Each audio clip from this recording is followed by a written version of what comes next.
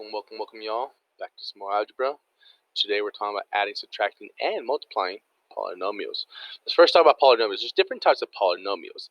The word poly means multiple. Nomials mean terms, so multiple terms. For example, right here, this is a polynomial that has two different terms, constants and variables. It has a 3 and an x. So even by itself right here, this is a polynomial because it's different ones. But it has two terms. This one has 4 terms, and it has within itself, so polynomial has a number and a letter. Of course, this has our number and our letter, and again, a number and letter. This right here is what we call a binomial. It has 2 sets of terms. This is would be a quadnomial? I don't think it would be quadnomial. Not yet. Polynomial to the fourth, because it has 4 different terms. This is a monomial, because it has technically, it's one big term, but has 2 different components in it, and this is a binomial again. Now, numbers, real numbers in front of letters, so like this 3 right here, 4, 5, even this fraction, -7/3, these are called coefficients. They're just numbers that are attached to terms, to variables. The difference between that and just a normal number is a normal number is called a constant term. Because if I were to say, hey, 2, if I mean -2 here, like, oh, there's -2. -2 will always be -2. There's nothing beside it that could possibly change it. At that moment, we don't know what x and y are right here. So that's why we can't say this is just 3. This is 3x, because x could be has a value of 10 later. We can find out it's 10, so that becomes 30. It changes it. Each term is part of the polynomial sequence here, so pluses and minuses. But the leading coefficient is the term at the very front, in front of the highest powered polynomial. So for example, here, the highest power in this particular sequence, the highest power exponent on a variable is this y to the third. So this would be consider our leading coefficient. And we always put these in descending order based on the degree of our variables. So for example here, and we always do it in alphabetical order, so x's comes before y's, and then we always do it in the greatest power first. So y to the third, y to the second, y, right here in this particular problem. Here we only have 1, and here we have z to the 6, so we do z to 6 minus the number here. So that's polynomials broken down. Now, there's degrees of terms and degrees of polynomials. So the degrees of the term is in that one individual term, what's the highest power? If I add all the exponents, what's the number that gives me? The degree of the polynomial is what is the biggest number amongst the terms. So for example here, the highest degree of a variable is 2. So this one's a 2. The highest degree in this term is a 0 because it has no variable. And then the highest degree in this one is 4 because the highest number is 4. So what will be the leading coefficient here, if written properly, is 5. Why? Well, let's write it right. The right way to write this will be with the highest degree first. So it'll be 5y to the 4th, followed by the next one will be positive y squared, and then minus 3/2. So our leading coefficient, we'll do that in red, our leading coefficient is the 5. Our degrees of each term will be 4, 2, and 0, and the degree of the polynomial is 4, of course, it's the highest one. Let's look at this one. Is this one set up technically in proper way? This set up properly? It is not. We look at our a's. A's comes before b's, and it's a square, so that should come first. So when we write this, will be -11 a squared b to the 4th, then followed by this one, plus 7a b to the 3rd, then plus 8. Alright, now that it's in proper order, our leading coefficient is -11. The degrees of each term, let's see, so here's a 2 and a 4. We add them up in this term, that's a 6. Here's a 1 and a 3, so the degrees of this term is 4. This one has none, so it'll be 0. And then what is the degrees of the polynomial? The biggest one, 6. Pretty simple right there. So that's identifying these certain topics right here. Now, let's look at adding and subtracting these. Adding, subtracting. Sorry. All right, adding and subtracting. When it comes to adding and subtracting, we always combine like terms. Like terms. Like terms. Things that have the same variable. And by like terms, we have to look at the variables. And what makes it even more like is they have the same type of exponent as well. So for example, here, to the same power, all three of these are x's, but all three of these are different kind of x's. So we can't add and subtract these right here with each other. So we got to find something else that has an x to the third. Oh, this over here has an x to the third. We got to then match up. All right, what else has an x square? X square. Oh, this one over here, x square. And then what has just a single value of x to the 1? Just that one. And then this is the only constant here. So that's its own division 1. So as we do this right here, we will then combine like terms. So we say negative 5x cubed plus 12x cubed. All right, so negative 5x cubed plus 12x cubed. So negative 5 plus a 12, they subtract as far as value because this is a positive 7. The x cubed stays at x cubed because you're saying like these are the same kind, so I'm putting it together. It still doesn't change the type they are, how many they are. Okay, so the next one is positive 3x squared, positive 3x squared minus 7x squared. So 3 minus 7, it gives us a negative 4x squared, negative 4x squared right there. All right, then the next term will be our x. Do we have another x in here? Nope, so we just bring that down, negative x. And then our last term right here is our 3. There's no other constant here, so it just becomes 3. So this is our new polynomial based off the addition of these two polynomials right here individually. So 7x cubed minus 4x squared minus x plus 3. Let's try that one more time. This time it's with the negative sign, so we're subtracting this. So unlike right here, these values, as far as the values in front of these, didn't change. Here, it's a little bit different. When it comes to a negative sign, we have to distribute that negative to the polynomial in front of it. So it's going to be distributed to this term and to this term. So that means this will stay as it is, 6x squared y cubed minus 9xy, and then since this was a positive and we distribute that negative, it would now be negative, so minus 5x squared y cubed, and then a negative with a negative makes a positive 4xy.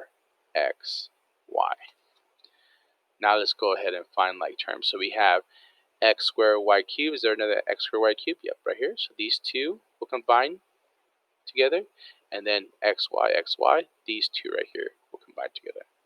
So let's do that math right here. So we have 6x squared y cubed minus 5x squared y cubed. That gives us 1x squared y cubed. Now we don't have to write the 1, but I'm just writing it just for emphasis right now. Next one is negative 9xy plus 4xy. So negative 9 plus 4 gives us a negative 5xy. So our final answer in descending order is x squared y cubed minus 5xy. So adding and subtracting works very similar. The only difference is if you have a negative sign with the following polynomial in parentheses, you distribute that negative sign. We technically distribute this positive sign as well and then drop the parentheses, but it's not going to change the value of each of these like the negative sign does. Let's look into multiplication. Multiplication of these right here. I love multiplication. So multiplication it's a polynomial. It's just a big way of doing distribution. So x is not going to multiply with 4. If this 4 didn't exist, let's say this 4 didn't exist right here. We're pretty much just saying x times x plus 3. So this x, when you distribute it, you multiply it with that x and the 3. Well, vice versa, let's say this x didn't exist and it was just 4. You're saying 4 times x plus 3. So you distribute the 4 to both of these. Well, when we're doing this with the polynomials as they are, we're going to be doing this same concept but 2 times. So like we said, x will multiply with both the other x in the term and the other 3, as well as this 4 multiplies with this x and will multiply with the other 3. So we take it one step at a time. We'll start with the x. So x times x gives me x squared plus x times 3 gives me just 3x plus 4 times x is giving me 4x. Actually, I'm going to change that, do that in blue so it kind of matches up a little bit better. 4 times x, 4x, so you know where we got that from. And then 4 times 3 is a positive 12. Good, good, good, good, y'all. Now we combine like terms. We still have to combine like terms. Is there any like terms? Yeah, so 3x and a 4x. So we're left with x squared, and 3x plus 4x gives us a 7x, then plus 12. There we go. It's a descending order. All like terms are combined. We're done right there. Let's look at this a little bit bigger. So in general, so it's very simple. We call this previously you probably call this the FOIL method. The first, the outers, the inners, and the last ones. I just like to call this distribution because you're distributing this one to both of these and the second one in this polynomial to the other ones. And the reason I like to call it that is because we do this right here. We do this right here as well. We distribute. Now, again, there is the FOIL method, but it's not as easily in here. There's the stacking, there's distribution. Whatever method you feel the most comfortable with, that's the method I want you to focus on. But I'm going to teach you the way I see it naturally. I naturally see it like this. Hey, I got this term. I got 3 terms right here. 3 terms right here. Multiplying with 2 terms. So I should get a lot of terms right here. Let's try with this first. So this 4x to the 4th y will multiply with that and that. So we'll start with the first one. 4x 4y times 2x. So when we do that, we take 4 times the 2. We do the numbers with the numbers. We get 8. Then x to the 4th. There's no other x, so that just comes along. X to the 4th. And then we have y times y. This is y squared. Alright. Next one will be a negative. So this positive times a negative will have minus sign here. Minus. And then 4 times the 3. This is our 12. X to the 4th times x squared. Remember, when the bases are multiplying, like we learned in the first lesson or the second lesson, when the bases are multiplying, you add the exponent. So x to the 4th times x squared is x6.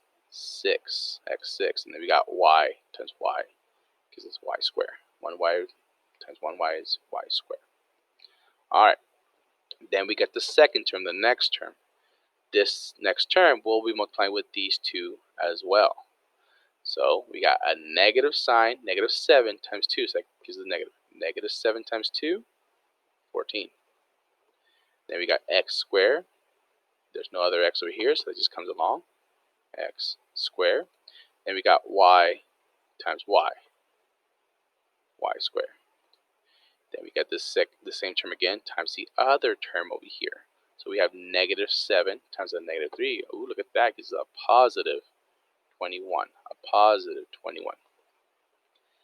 And then we got x squared times x squared, x to the 4th, 2 plus 2, and then y times y, y squared.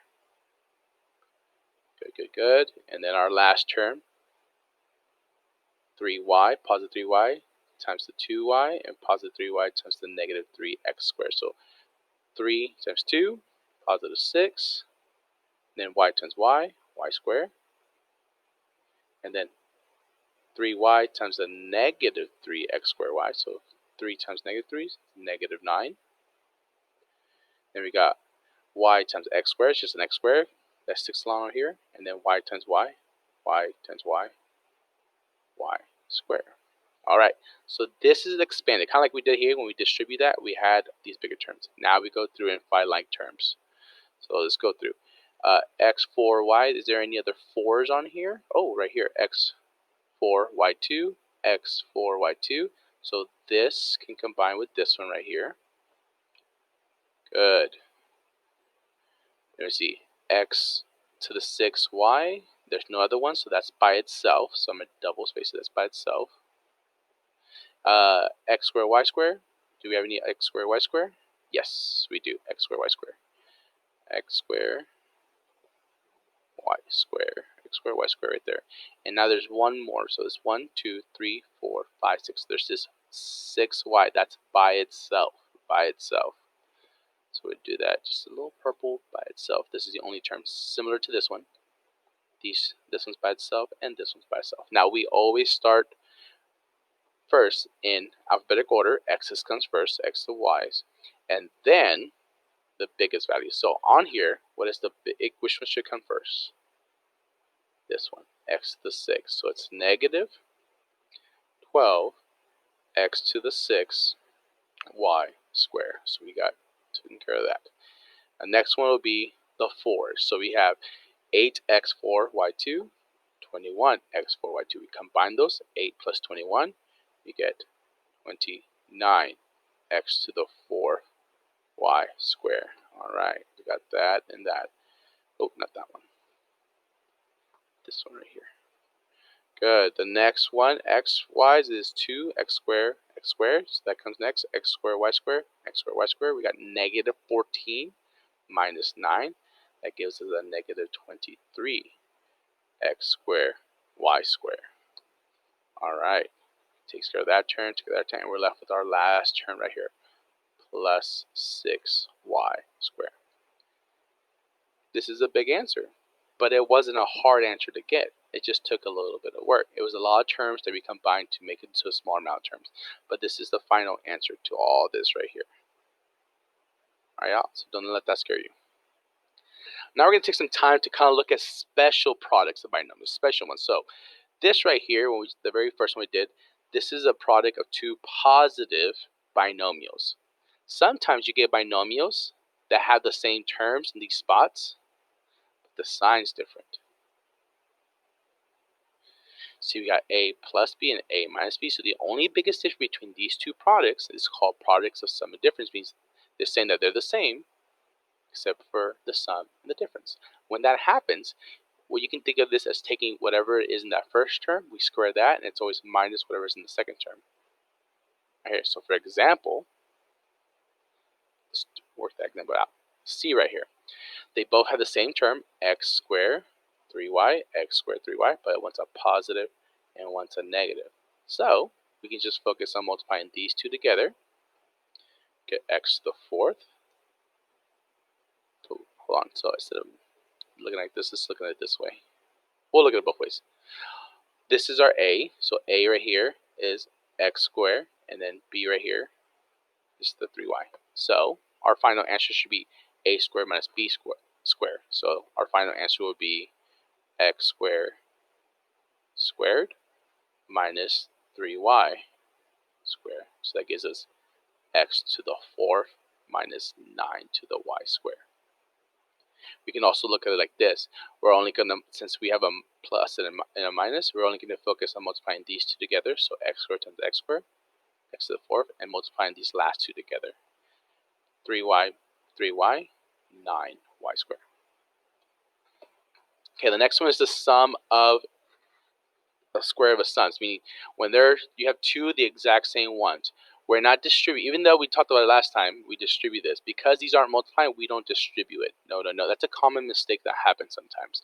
What this is saying, this particular problem is saying, is that I have two of these multiplying with each other.